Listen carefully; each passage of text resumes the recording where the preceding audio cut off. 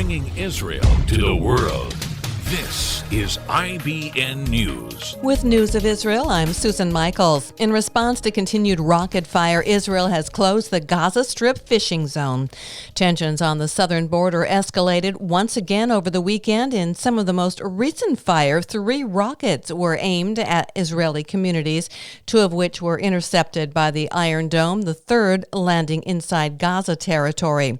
Coordinator of government activities in the territories, Major General Ghassan Aliyan, ordered the fishing zone to be closed until further notice. A COGOT statement said Hamas bears responsibility for everything that is done in and out of the Gaza Strip, and it will bear the consequences of the violence perpetrated against the citizens of Israel. Hamas, for their part, said the closure of the fishing zone could further escalate the tensions.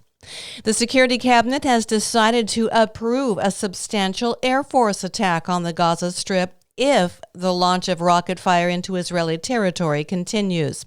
Military officials told cabinet ministers that the Islamic Jihad was apparently behind recent attacks, and Hamas relayed messages to Israel through the UN and the Egyptian mediators that it was trying to get the rogue faction under control. Officials say at the very least, Hamas enabled Gaza's Palestinian faction to target southern Israel. They also said that by only targeting the border area, it appeared Hamas was seeking to prompt a limited response from Israel that would not spiral out of control and lead to a large-scale conflict.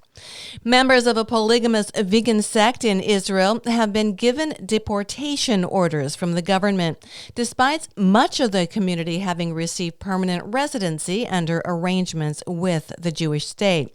The community of about 3,000 is comprised of Black Americans whose founders moved to Israel in the 1960s and believe they are descendants of an ancient Israeli tribe. The leader of the group said the community would appeal the decision. And the United Arab Emirates this week has warned that moves to change the historic identity of Jerusalem threaten peace and have called on Israel to end the violence following the latest clashes between Israelis and Palestinians in the city. I'm Susan Michaels. IBN, Israel Broadcast Network.